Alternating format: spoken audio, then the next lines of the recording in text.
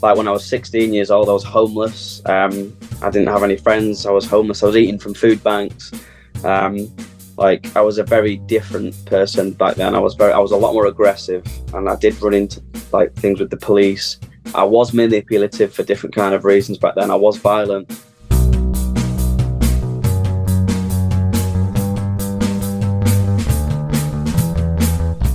Hello and welcome to another episode of Bunny Hugs and Mental Health. I am your host, Todd Rennebaum. Hey, congratulations to Jared Benson. He is the winner of the $25 gift card from Co-op this week. Listen to the full episode and you could win $50 this week with Co-op, and you can spend that gift card on fuel, groceries, hardware, agricultural products that you may need or may not need. So there's going to be a question at the end of the episode. You answer that question, send your answer to bunnyhugspodcast@gmail.com, and you will be entered to win. And by the way, what a wonderful episode it is this week. I'm speaking with two people, Jake and Emily. They are a couple. Jake suffers from antisocial personality disorder, and Emily is borderline personality disorder and OCD. And they have an Instagram account, and it's called Antisocial Theater, and they create movies and videos and clips and stuff. And Jake writes them, and Emily directs and films them. But anyway, we'll talk about that in the episode. Next week, I'm speaking with Robert Krauser, and he is a street counselor, or a vigilante therapist, if you will, and a social worker. So he meets people where they are, on the street, homeless, quite often, addicted, mental illness, whatever, and he provides therapy for them, which is amazing. Yeah, he's a super, super cool guy. Just one of those people that you wish every city had about 1,000 of or more. Anyway, that's next week. And hey, if you could, follow me on Instagram, Bunny Hugs Podcast. There's going to be contests on there as well to win money from Co-op, $25 to $50 gift cards. And there's all types of stuff. There's memes, there's stuff about the podcast. I'm going to do a lot more posting of like surveys and questions and get people talking, get a little community going there. There's already about, 1,300 people or something like that following me there, so you can join there and join in on the conversations and the memes and talk about the podcast, talk about the episodes you've listened to and stuff. And, so many people are considering the podcast a free mental health service because they are receiving a lot of free information, inspiration, and encouragement from the guests, which is amazing. It's critical to listen and encourage others to listen, to rate and review on Apple so that more folks can find the podcast and maybe hear something that they need to hear. Maybe something they didn't even realize they needed to hear. With mental health and addiction services lacking everywhere right now, do someone a favor, do yourself a favor, start telling people about the podcast and make sure you listen. And for nothing else, to win money from Co-op. So thank you everybody that have made comments and rated and reviewed and have been sharing. Keep it up. It's amazing of you. So thank you. And one quick note about this episode. I am between computers right now and I'm trying to learn a whole other computer, and it's been somewhat unsuccessful. So the audio is not as good as it normally is in the episode. It's still good. I mean, you can still, it's fine. It's just not quite as good as it normally is. So I apologize for that. But I did just receive a new computer, brand new, not just used. So it's going to improve again. Without further ado, I give you Jake and Emily. And Jake, you're diagnosed with ASPD. I had to look. Yeah. Antisocial personality disorder. And it's a very, I don't know if it's controversial or just misunderstood or both. Yeah, I would say, I think it's probably, it's used a lot in TV and media and film to create the sort of, quote unquote sociopath or psychopathic sort of protagonist or antagonist in films and movies and things like that. And those sort of phrases are thrown around. But then when you sit and talk about, or when you see the public's reaction to the actual terms and what they actually mean in the public's eye, it's almost always negative. People talk about criminals. They'll often cite, or they'll mention the most heinous criminals. Like they'll talk about people like Dahmer and Bundy and things like that. And like, there's no scope outside of those kind of people. Like that's just sort of the general public's view of ASPD, and that's the sole reason why this project started, was to destigmatize that particular line of thinking. It does exist. Don't get me wrong. I'm always the person on social media to say that ASPD does carry darkness. There is a violent tendencies. There is criminality. That's kind of the diagnostic criteria, but that does not mean inherently you're going to be a criminal who goes out and impulsively beats people up. I just want, that has to be stated and that has to be made abundantly clear.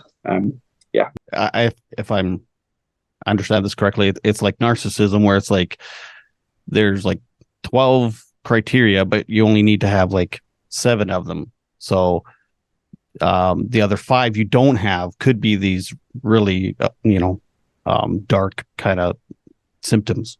Yeah, in the sense of like, well, obviously, funnily, you mentioned that narcissism or narcissistic personality disorder is actually part of the same cluster of personality disorders, the cluster B personality disorders. So there is some overlap in symptoms, actually. But you're absolutely right. It's sort of like it is more of like a tick box exercise when it comes to when you're reading a criteria. It's easy just to look at those things and say, you tick this box, but it has to be sort of in context, and it has to be like a pervasive pattern of these kind of traits for you to qualify. So I see a lot of people on the internet say, oh, I'm a bit like that, I can be a bit manipulative, or oh, I'm a bit aggressive. And it's like, no, it's not a part. That's an aspect of your personality that sometimes arises with people like us. It's a central part of the way we think, the way we view the world, and often, it can manifest physically or violently in that, because of that. So yeah. So what is it? Psychopathy or a psychopath? Like that's a whole other thing, right? Like that's not even a personality disorder. That's more of a personality traits. Is that correct? Yeah, that's absolutely correct. So like the way I sort of try and explain it is psychopathy is like sort of a multifaceted personality traits. Like it's a set of personality traits that it does have overlap with antisocial personality disorder. So it's generally accepted that psychopaths, anyone who qualifies for psychopathy on the checklist, the PCLR, which is the psychopathy checklist revised, anyone who qualifies as a psychopath on that list will almost always qualify with antisocial personality disorder. However, not everybody who qualifies for ASPD would then qualify to be a psychopath. So it is a slightly different thing. As you say, ASPD is actually a diagnostic criteria that can be diagnosed as part of the DSM, whereas psychopathy is more like a set of personality traits that often does overlap with ASPD. So I do get it when people talk about them together, but I don't. It's not. They're often used synonymously with each other, and that's not correct. So. Well, I appreciate you speaking out about this stuff. I think it's really incredible that social media has made this platform so that people can educate other people and be like, no, this is what it is. And because I mean, like even 5 years ago, you wouldn't go on Instagram and type in antisocial personality disorder and have people that were openly talking about their diagnosis. And it's more and more common. Same with borderline, same with narcissistic personality disorder, and even histrionic. So I think it's pretty incredible that people are feeling comfortable enough in their diagnosis to actually come out and talk about it and that. So good on you. Thank you. Yeah, I just wanted to add as well. I think it's more like anger as well. Like for me, that's how it started. Is like I come from an acting background, so I'm an actor. That's what I studied at Bachelor of Honours. I got a Bachelor of Honours degree in acting. That's sort of where I come from, and this is where antisocial theatre started. And when people were writing, like theatre's pretty dark in nature, like straight acting, and people use those terms. Like I was noticing, like the tutors or the teachers were using those terms, like this character is a sociopath, this character is a psychopath. And I was like, well, which one? Which one are you talking about? And do you know the differences between the two? And and I would often get into arguments with the tutors, And it's like, you're using these terms interchangeably, and it's a good job that I'm not actually offended by this, because some people with the diagnosis probably would be pretty offended by you using those terms to describe inherently violent and sadistic characters just because they're violent and sadistic. So I think it also comes from a place of like, I have to say something, you know what I mean? Like, if I like TikTok, for example, if I scroll on TikTok and there's somebody like talking about ASPD, and by the way, we don't really use the term sociopath. Some people do, but it's usually used, as I've just said, as like a derogatory term for people with ASPD. Or informally. And so when people start using that term instead of ASPD, I just know for a fact that what I'm about to hear is probably a load of rubbish. So I think it comes from just being tired of hearing the rubbish as well. So right. And Emily, what's your diagnosis? So I have OCD, obsessive compulsive disorder. That's something I've been with since I was 14. Is there any? No, I guess probably not. There's no crossover with any cluster Bs with OCD, or can they get you a little confused? We've had a little bit of a look into this. Yeah. And I think they can. I was in therapy, last year for borderline personality disorder as well. So that's something that I have also, which I don't really talk about. But I was in therapy for that, and there's obviously that crossover there. But yeah, I think there's a few others. I was having a look, and I think there are a few crossovers. We wanted to do a post about that actually at some point, just the crossovers between the disorders that we both have and any others in there as well. Yeah. So you have been diagnosed with borderline personality disorder? Been in therapy for that as well. Ah, interesting. Did they ever clash? I think they do clash quite a lot. Because I have OCD, each OCD theme comes in differently. A big theme that I struggle with is relationship OCD. And one of those issues within OCD is worrying like that your partner will leave you, or that you're going to have that fear of abandonment. And obviously that's a big thing for me with the BPD as well. So they do cross over quite a lot. It's something that I discovered when I was in therapy for OCD actually. So I think it's hard sometimes to understand which part of me I'm having at that minute, if that makes sense. Like which disorder is this bit coming from? Yeah, I fully understand. Even just with having ADHD, it's like, is this my ADHD brain, or is this my anxiety spiraling thoughts, or are they kind of one and the same? And does your personality disorder ever clash with Jake's personality disorder? I think it definitely did when we first started seeing each other. I think that was probably the biggest time it would clash. But since we've lived together and we sort of know what each other's personalities are like, it becomes easier just to understand, I think. Because I'm a very emotional person, which is something that I suffer with the BPD side of me. And my emotions, I tend to bring them inward rather than outward, which is another thing that I think a lot of the time when you see BPD, you would think about maybe people lashing out and having outbursts of these emotions. But for me, it's something that's very inward. So when I have these phases, is what I usually call them, or the rough patches that I'm going through, I turn very inward. So it's a lot of the time it's being harmful towards myself rather than other people. So I think sometimes it's a little bit difficult for you to maybe understand why I'm being quiet one day. And I think that's when it used to clash a lot, because obviously I struggle with talking about my emotions. I think that's a big thing for me. And because you... Yeah, like at the start of the relationship, we obviously, because me and Emily met at university when we started Antisocial Theatre, and she came to film or assist on the filming of one of the projects that we were doing for Antisocial Theatre, and it was so that's obviously where she got to hear about ASPD and things like that. But for a lot of people, understandably, it's a subject that isn't covered enough in depth. Like it's one of those things you may have heard of in passing or something, but it isn't something that people really fully understand at the moment. Or that's the thing for you. I don't think I've even heard of it. Exactly. Like at all. So when we got together, Emily was somebody who, as she said, was very over emotional in that sense, and wanted a lot of reassurance with things. Whereas I'm somebody who I'm very shallow emotioned. So I do feel emotion, just to make that clear to the listeners as well. Like, I do feel emotion. It's just dull. It's like nulled. Like, it only goes so far. I think of it as like a capped thing. Like, it only goes so far before it hits the cap, and then it'll just sort of drop. And that's the same thing with romance as well. But we've sort of like come to a mutual understanding, agreement, and that works. It actually it works really quite well. works, believe it or not, because as you were just talking about BPD, there is actually something that I'm sure you're aware of, is quiet BPD, which a lot of people do. Oh, maybe. Okay. So there is some people talking about it on social media, not quite as frequent as we probably should do a post on that too. But quiet BPD, it's the same thing, but it's very internalized. As you was just saying, and it's very internalized.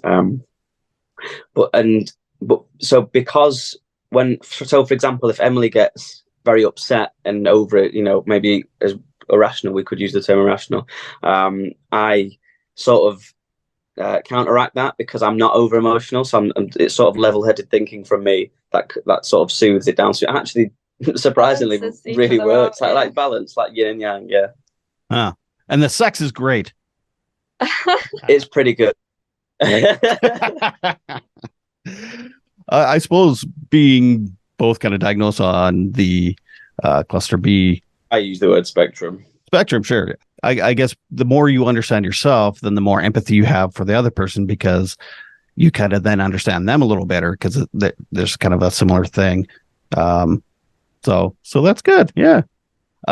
So when it comes to empathy and love, having ASPD, like a lot of people think you don't have empathy. It's hard. It's always to benefit you. It's not really empathy. Yeah. I mean, I was sort of discussing this before the podcast started with Emily. Is like, obviously with ASPD, I see it is a spectrum. So everyone's experience with the disorder is going to be different. Obviously, there's going to be some sort of similar threads that go through, and empathy, I assume, would be one of them. But then again, it's just so vast. Like, so for example, the way I like to explain it is I have high cognitive empathy, so I can understand why someone would feel a certain way. I'm very informed that way. But the affective empathy or the emotional empathy just doesn't really register. But I am capable of having strong connections, but it just takes an insane amount of time for it to develop, because I don't trust people. And I don't like a lot of people, to be quite frank. So, I often talk about on social media being able to count my true connections on one hand. So I feel like because I have so little connection with people, or I struggle so much to get other people and to mix with other people, the connections that I do have are really strong. And I do eventually develop that really strong connection. So I do experience love. I do experience cognitive empathy. And I assume, so far it's worked. That's enough. That is enough for us. Like, there's certain things that just don't register in my mind, and I think Emily has come to terms with that more over the years. That I just don't feel certain things, and that's just how it is. But it doesn't matter. Even if I don't feel what she's feeling, that doesn't mean I don't care to the point where I won't make myself sit down and talk to her and think about it. Because just because like we always talk about this as well, like diminished or no empathy, it doesn't equate to monstrous behavior, or even aggressive behavior. Like, I can choose to be compassionate even though I don't feel empathy, and that's the case with meeting new people as well. When I meet people, people might think, oh, he's just doing something because it will, he'll be able to manipulate someone to get some sort of gain from something, which might be true, but so does everybody else. We all do things for gain, and whether that gain just be to have a friend is, it depends on which person with ASPD you're speaking to. But for me, I don't like. I have a history with violence and being in trouble with the police. I ain't got time for that shit anymore. Like, the stuff I want to do with my life. So I'm more interested in making real connections, and that's why I have so little friends in real life. And I think Emily's one of those people where I've really taken the time purposefully to create that connection. So I do think it does work, and it isn't strictly. I wouldn't say it's manipulative in any way, No, not at all. You know what I mean? I Like, didn't think that. yeah, I'm more manipulative with other people. I can admit that. Like, I'm more manipulative out in the outside world. But not for harsh concept. I'm not like nasty to people or aggressive, but it's more like I more manipulate my image, the way I look, or masking, as I'm sure you're familiar with that term. So it's like manipulating my perception of my public perception, rather than manipulating people to steal money from them, or anything, that Machiavelli sort of crap that people try and hoist upon us. It's a little bit more boring and simplistic than people think, ASPD, in some respects. So, yeah. No, that's good. That's so it's not even a lack of empathy. It's more like a lack of connection. And then once you do make these connections, you're just very, very, very picky about who you make connections with. Once you do make these connections, then you do kind of feel the empathy and the love and the actual emotions and compassion and stuff. Yeah, that's fair to say. That's how it is more nowadays. But like this, another thing that I try and talk about on the page as well is, like, in order to qualify for ASPD, things like irritability, violence, aggression, manipulative things like those are traits that are inherent to pretty much cluster B disorders, but also ASPD. So I do have a history. I used to be violent. Like when I was 16 years old, I was homeless. I didn't have any friends. I was homeless. I was eating from food banks. Like, I was a very different person back then. I was a lot more aggressive, and I did run into like things with the police. I was manipulative for different kind of reasons back then. I was violent. But I think for me, being involved with the police and getting in trouble is what actually snapped me in a different way of thinking. Like, ASPD it cannot be cured, but there is certain disorder. There is certain, like, when you look into research, there is certain traits that can, and in some people, sort of diminish as you get older or become lesser. And I think as I've gotten older and my priorities have changed, certain things like impulsivity and aggression has dwindled, or manifests in a different way, if that makes sense. Yeah. So it's almost like being treated and untreated. Is so when you were having trouble with the Bobbies, was or the Mounties if you're from Canada, was that were you diagnosed then, or just not? Were you diagnosed and just untreated? So by that point, by between the ages of like 16 to 18, maybe 19, is where my ASPD was worse in terms of things I'd done or things I was doing. By this point, I'd been in therapy or in and out of therapy since I was probably around 13, 14. Like, I'd been to multiple different therapists. By that point, I'd probably spoken to psychologists, psychiatrists. Like, I'd spoken to a lot of people. But I didn't receive a formal diagnosis at that point because I was in and out.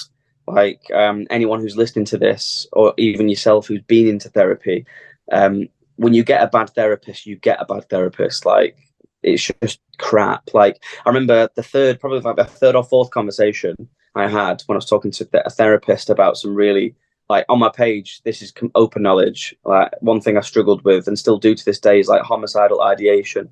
So a really aggressive and sort of a way that my mind tries to gain control when it feels like it's losing control or feels humiliated, as it manifests usually homicidal thoughts to make me feel in control. So I was talking to that about with my therapist at the time because I was 13. I didn't really know what that was sort of meaning. I didn't sort of know what that meant. And by the second or third session, I was sat in front of a forensic psychiatrist. And I quote, "I am here to deem your threat level to the public." That was what they said to me. And I was like 13 years old, and I was like, right, okay, I can't say these things anymore. So then things became more internal. And then obviously in 2020, that's when I actually received my formal diagnosis from a clinical psychiatrist. So it took me that long to sit in front of somebody who isn't telling me, you're going to kill somebody, or you're going to do this, so we can't really talk to you in this capacity, or we can't help you, we're just going to deem whether you're going to do something.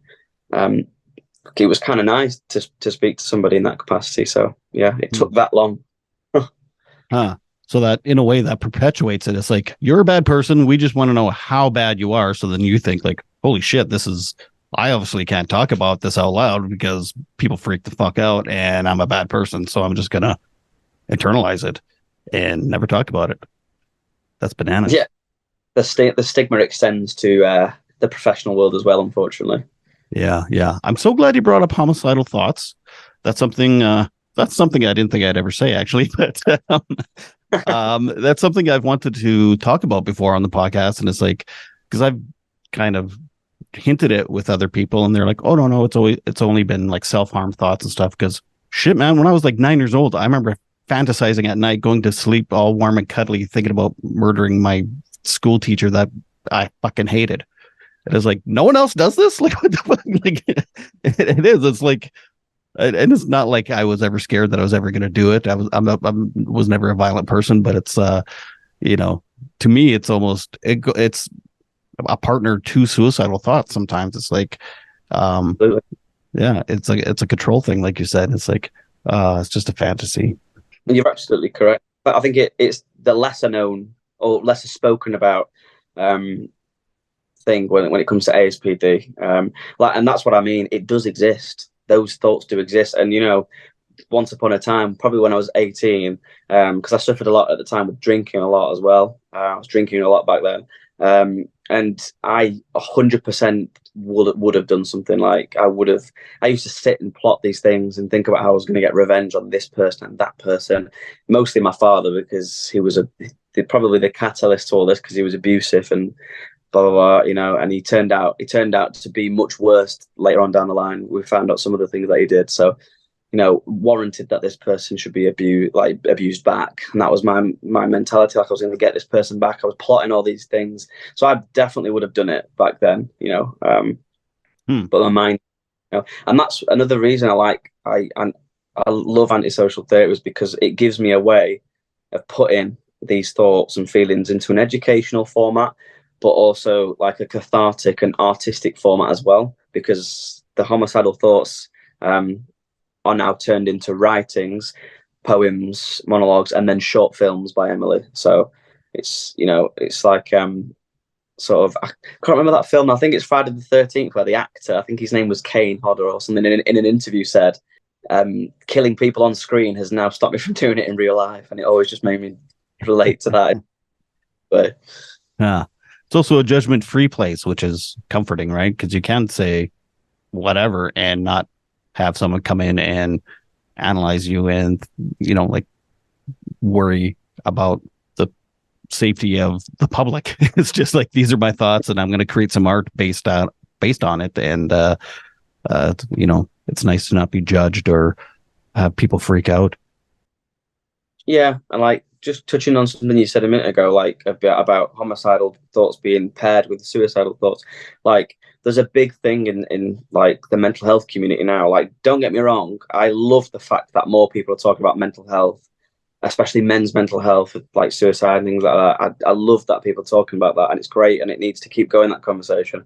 But I feel like people like us fall to the wayside a bit because of that. So like if you mention suicide, in the context of like depression, anxiety, that kind of thing, people are really receptive to that now, more than they were, which is great. But if you mention homicidal thoughts, oh boy, like it's a different kettle of fish. And that needs to go.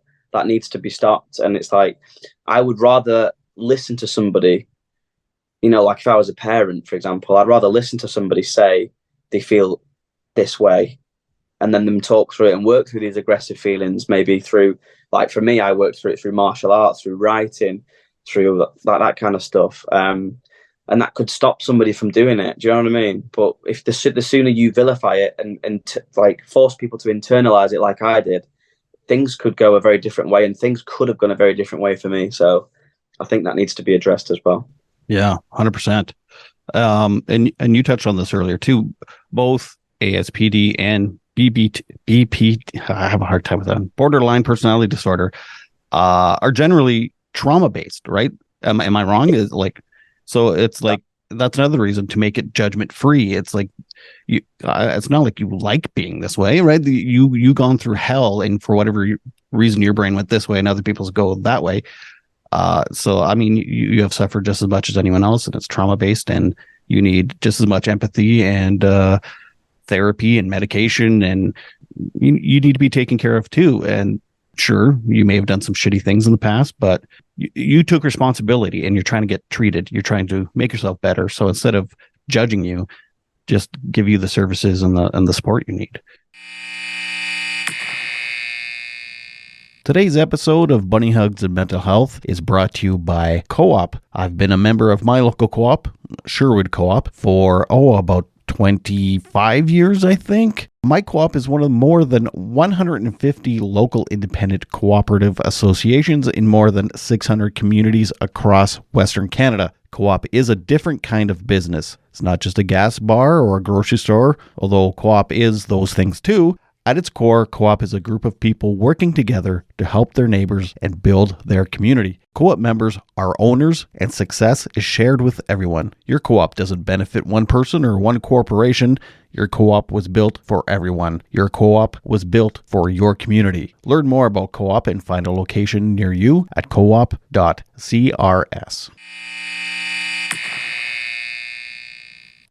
Yeah.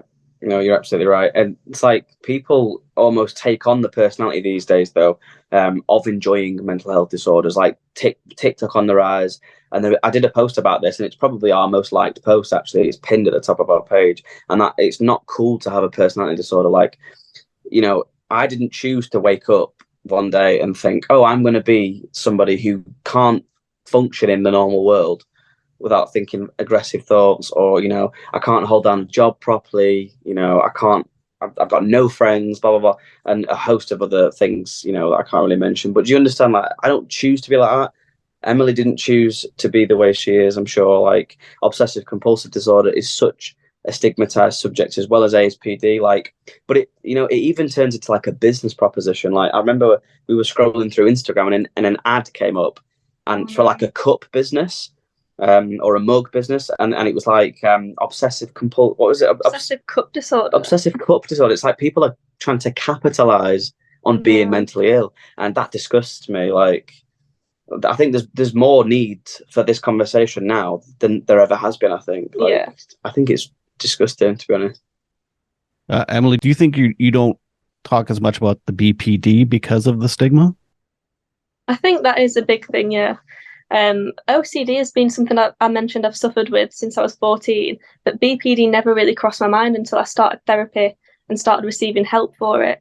And I think I don't really talk about it because I think the way that I see my BPD is different to the way that it would be portrayed in like the media and films. I mentioned it being very internalized, and I think that's one of the reasons why I don't discuss it more. It's almost like you kind of feel like you don't earn that label if you don't have it in that specific way that it's shown in the media and stuff. So I'm naturally a quiet person anyway. I don't really like to talk about my feelings too much, but this is a part of me that's really vulnerable, I think, and it still is, because it's quite new to me. It was last year or the year before that I started therapy for it, and it's something that affects me every day, but I just don't really talk about it too much because I feel like I'm still trying to understand that part of me as well.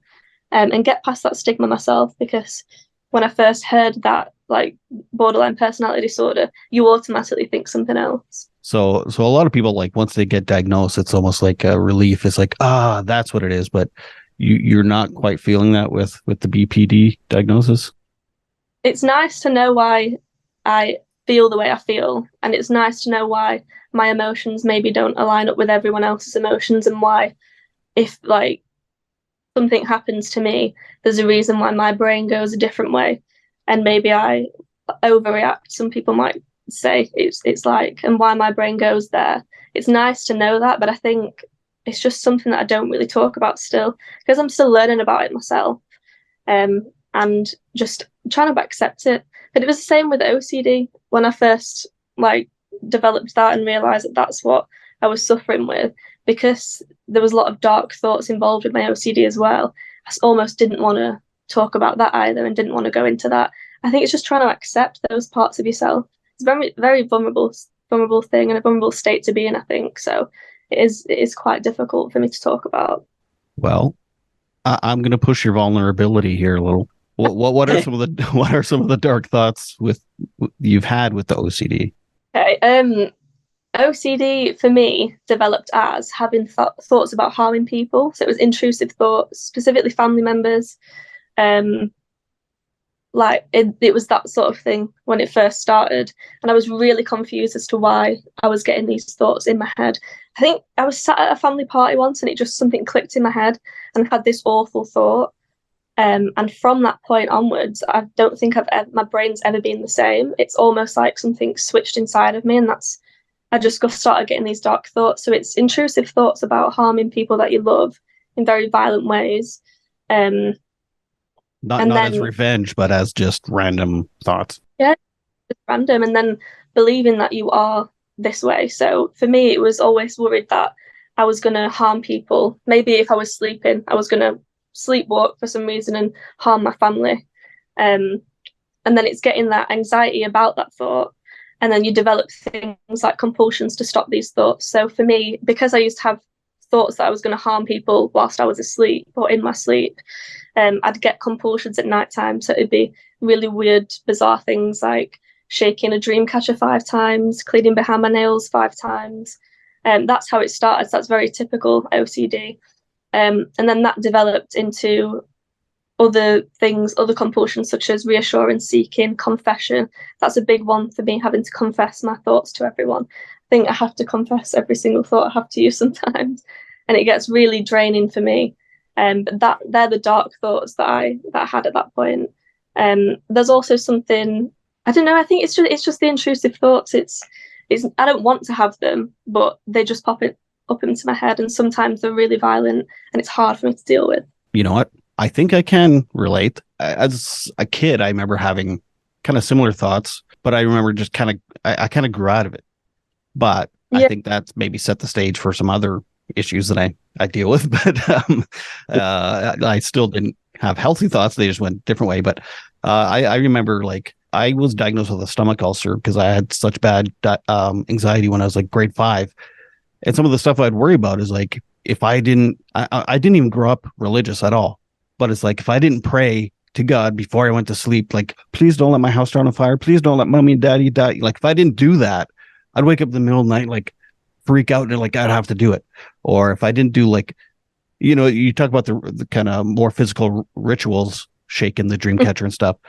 I would have the same thing, but it was all internal too. It was like, I have to repeat this thing 10 times or whatever. And I still lift my feet over train tracks when I drive over them because I was told that was good luck, shit like that. So I think I can somewhat relate, but yeah. And it is weird. It's like the more you don't want those thoughts, it's like the more you think about it. Yeah. And when I was a kid, I remember it was at like one point when I was like 16, 17, I was like, fucking knock it off, you dumb shit. And I was able to kind of knock it off, but I obsessed about different stuff instead. And so, yeah.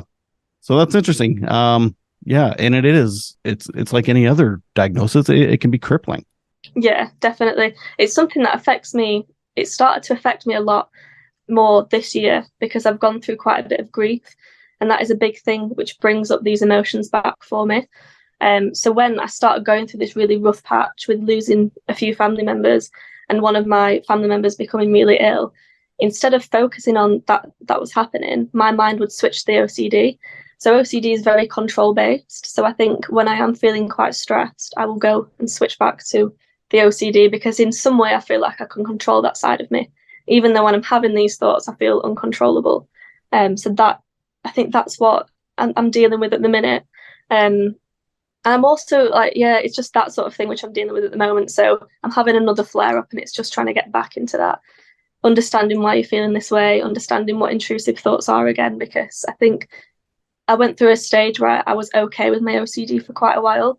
An intrusive thought would pop up, but because I've been to therapy, I knew the ways to deal with it. But since all of this started happening, I've almost forgot kind of what OCD was like, and it's come back quite bad. So yeah, I'm getting used to it again. Well, be gentle with yourself. None of us are perfect. Right after this, I'm seeing a counselor again. It's been a couple of years, and same thing. I mean, just because you're diagnosed and you've been treated and stuff, it doesn't mean that you can't have flare ups. You can't be perfect from the time you're diagnosed, you started treatment till the time you're dead. So yeah, just be gentle with yourself, and just reaccept it. It's like, okay, well, I'm taking responsibility again, which is awesome.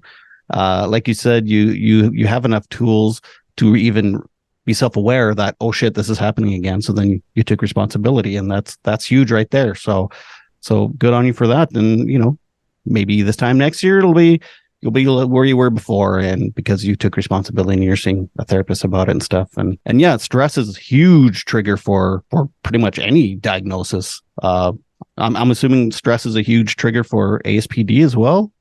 Yeah, yeah. I mean, yeah, definitely. I think my stress is are slightly different. I haven't really got anyone close to me. So there's probably a few people that I've lost that I just didn't know about because I don't really speak. I probably only speak to a couple of family members. But yeah, so I think for me, like my stress is very. I've noticed it's triggered a lot by social events. So I have a real big problem, as I've said, with connecting with other people. So, like for example, if I go out, bearing in mind just to build a picture, I work from home. I live and work from home in a city that I've only lived in for so long. So I actually don't really know anyone here either.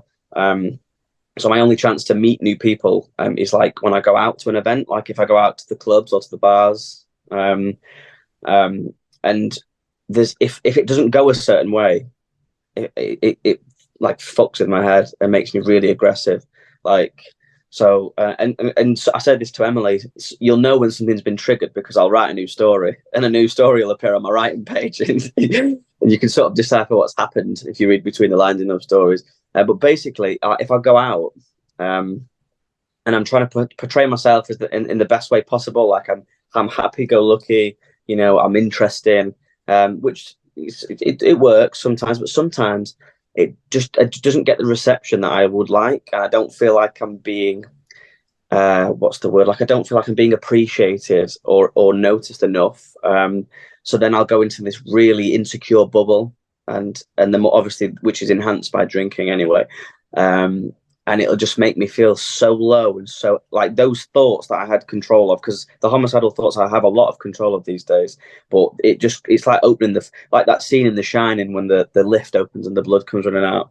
That's how it is. It just floods back in and like boom, like comes in, and it just makes me feel overwhelmed, and like I feel transported to like when I was a kid again, and I felt helpless and all these triggers, and it happened so quickly. As you said, it's trauma based. But I just wanted to say as well, like, I think what we're doing now, like us three, and in general, people like us, all of us for the mental health community, is a lot of people don't realize we're very self-aware of these things. We are very self-aware. And I think because of that, I feel like, yes, it's great that we have a grasp and we sort of know what's going on, but I sometimes think that makes it worse. It's because like you can see something. It's like having an illness. It's there, but you can't stop it or you can't slow it down. You can manage it, but eventually you feel like it's going to consume you eventually one day. And like that's another myth as well, just to touch upon it, is that people who suffer with ASPD or psychopathy, they don't know that they have it. And it's like, well, we've been different since we were younger. We've seen how other people act. We know what it is to be average, or quote unquote normal or average, and we know that we are not that. So that's another thing just wanted to slip in there, is we're very self-aware. And I think that's the issue, is that we're very self-aware of something we feel we can't change. I don't know how you feel about that, Todd, but absolutely. I remember, like, again in high school and like being so self-aware, it almost became a compulsion. And it was like, why am I different? Why are these guys saying this thing? And like, why can't I relate to what the fuck they're talking about? And for me, yeah. I'm from a small town in the prairies of Canada, so drinking is very popular in high school. So I kind of went the drinking route, which I've said this many times on the podcast, but I feel is almost a cluster B spectrum thing is addiction, because quite often is trauma based, and there's a lot of negativity wrapped around it. You can be super selfish, you can manipulate people, you can do all these negative things, but once diagnosed and treated, you can maintain it. And I'm never cured, right? Like I could go out and have 6 beer right now and I would be that lift would open with blood again real quick. And I'd be, so I compare substance abuse disorder as a cluster B myself. I know, probably psychologists don't agree, but, because I just feel like they're so similar. So, anyway, we were talking about self-awareness. Thanks, ADHD. But anyway, yes, I agree that being hyper self-aware is like, that alone is almost a disorder. Yeah, it's a bit of a blessing and a curse, isn't it, to be honest? But yeah, you brought up a really good point there, actually, about comorbidities. One of the I was doing some research. When I did my dissertation in university, I purposely steered it, even though it was acting based, I did steer it towards violence and ASPD. I managed to research ASPD academically. And the comorbidities is a subject that comes up quite a lot, and substance abuse disorder is something that is tied to specifically cluster B disorders. And also another one as well, which is a big misconception, is that people with ASPD don't feel fear or anxiety, and that could not be further from the truth. So people with ASPD are more likely, and there is a percentage, which number escapes me off the top of my head, but there is a percentage of people that are also diagnosed with general anxiety disorder as well, on top of things like ASPD and NPD, HPD, all those other things. So that's another myth, that people automatically are going to be this fearless, again, like CEO suit wearing, like most people with ASPD, as you say, it's trauma based. So people are just really struggling with like maintaining a grip on reality and normality, whatever that looks like. So, and being hyper aware again just highlights that fact that you're different, and it gets worse as you get older. Like you become even more like aware that everyone else is doing things that you aren't doing. Like, comparison is the thief of joy for everybody, but for us sometimes, we're really not normal. Like, that's how it feels. So it's like, it's a blessing and a curse, I suppose. Yeah. And that's why I have a therapy session coming up, is because as you get older, you do start to look around. It's like, shit, I've been working on myself for 15 years here. And the older I get, I'm still feeling different than everyone else. But depending on the friend group, but I mean, in society, I feel different. So yeah, I can imagine. And I mean, with trauma comes anxiety. So it's like, of course, cluster Bs feel anxiety. It's probably anxiety driven, if anything. It's fear driven.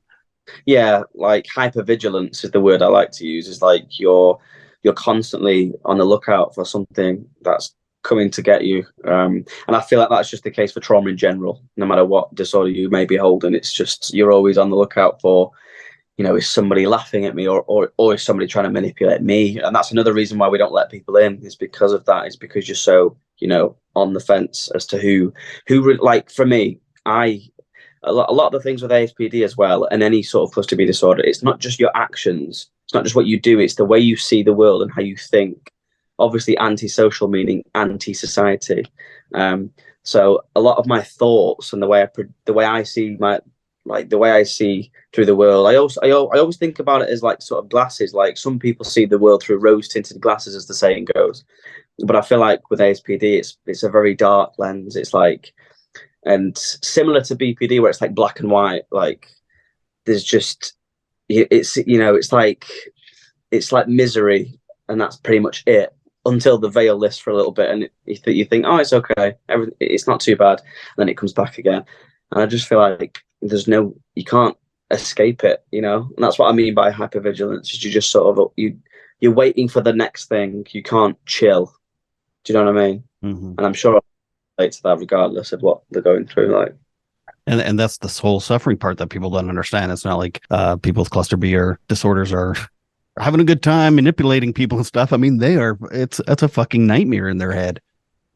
It's a nightmare. It's an absolute nightmare. And like, obviously, Emily, I've seen more from Emily, like, in terms of like the emotional suffering. Obviously, my suffering different. Mine's more like anger suffering. Yours it's very like, what's the word, like Insecurity. Like, it's like, what's that? I'm trying to think of it's like yours is like crying, like being upset, like physically crying, and sort of the fetal position sort of thing like that. And whereas for me, it's very like I don't know. I can't even think. I don't even what is it like for me? How would you say? Punching walls.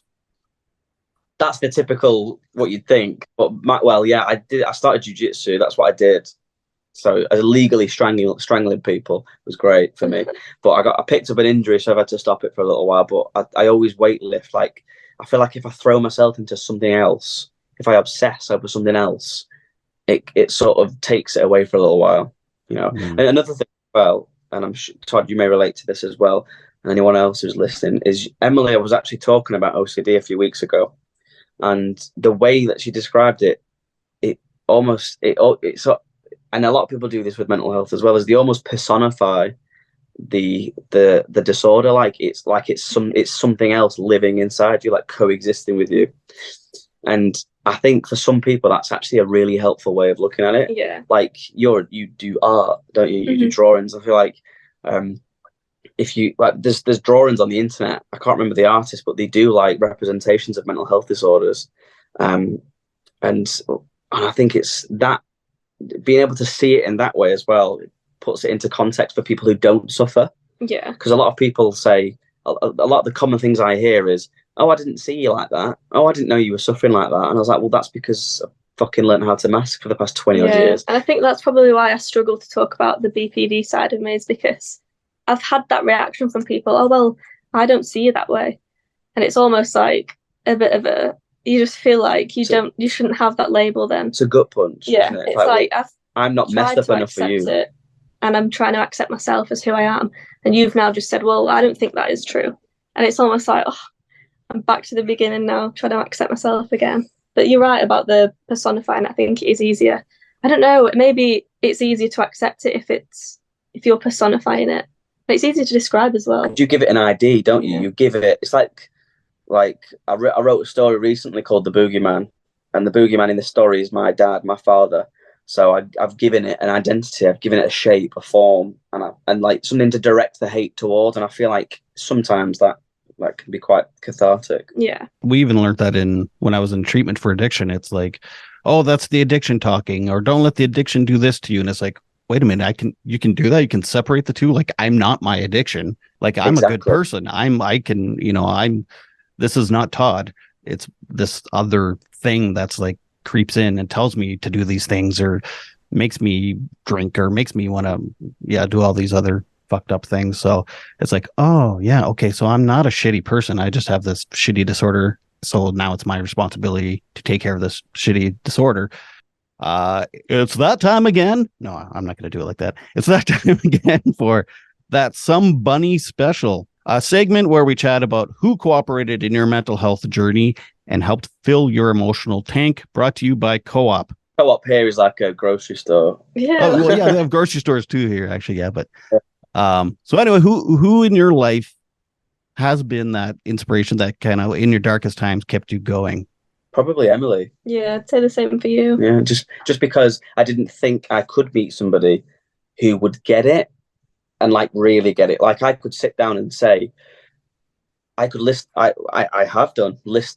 the criminal things I've ever done, thought, even the most heinous things I've ever thought and done.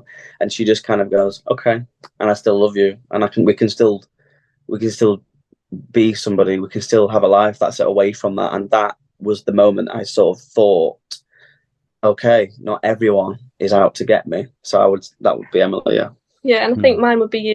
Obviously, with my OCD being quite dark, you're the person that I'll go to if I need to talk about it, because I know that you won't judge me and you won't have that judgment there. And it is always you that is there to pick me up, I think. Especially lately when I've been going through this rough time. You've been sort of that stability for me and being there to like guide me through it, which has been really helpful.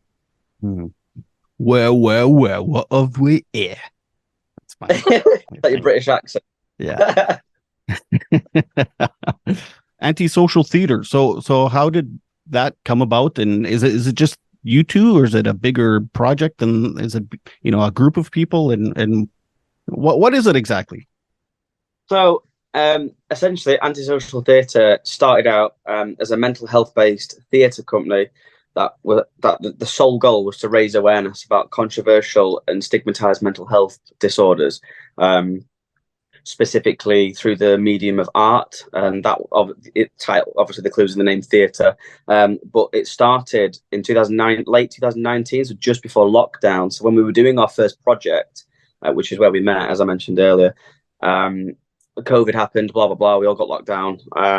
So then we had to adapt and go digital. We didn't want to cease the project. We wanted to continue it through lockdown. So that's when the formula that we currently have now was born. So I'd turn these thoughts into sort of monologues, poems, that sort of short stories, and Emily would create them into short films. So to make it a bit more digestible to the audience, and also to be slightly different from everybody else, but also to help other people see it through my eyes in a way that people would understand more than just seeing it written down.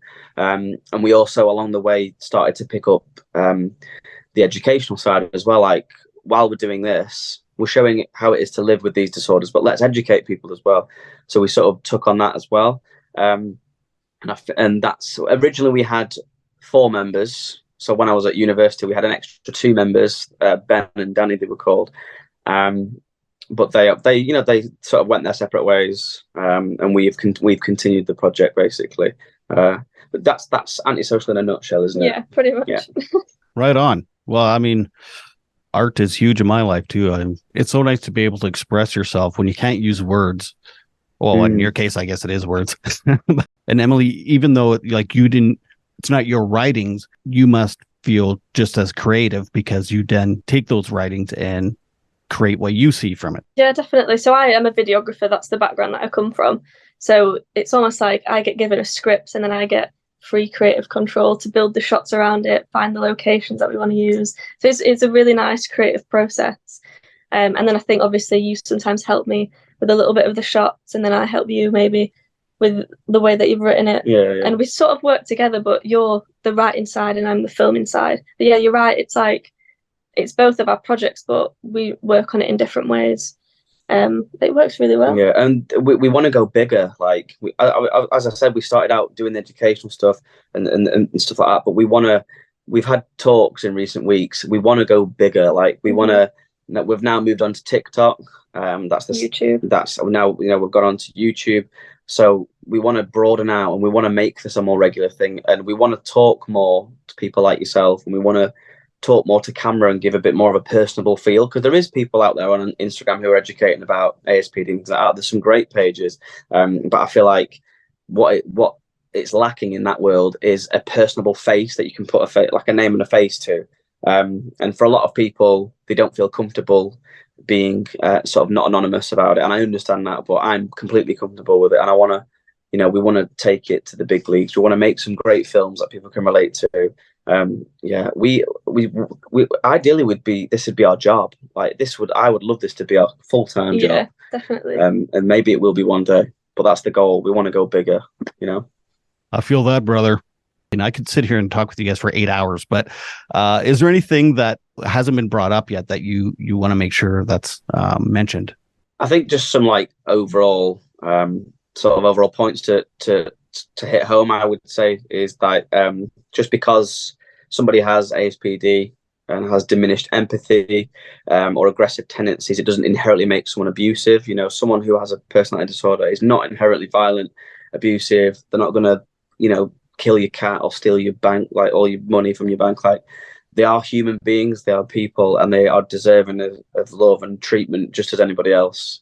That would be my summary. What about you?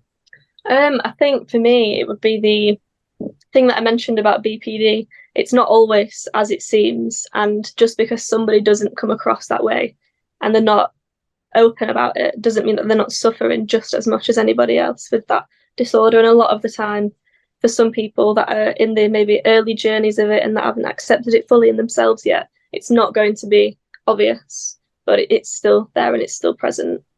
Yeah. And if you are diagnosed with a cluster B, hook up with another cluster B because the sex is great. Yeah, that's absolutely correct. Can't lie about that. I'm cutting that, don't worry. Totally keep that in.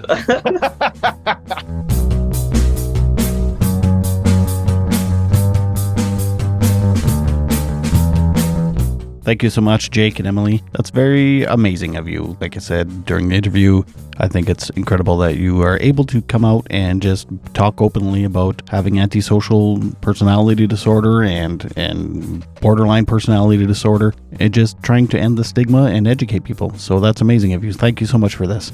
That was very interesting. Now for the question of the week to win $50 gift card from Co-op, the question is, how many original members were there to Antisocial Theater?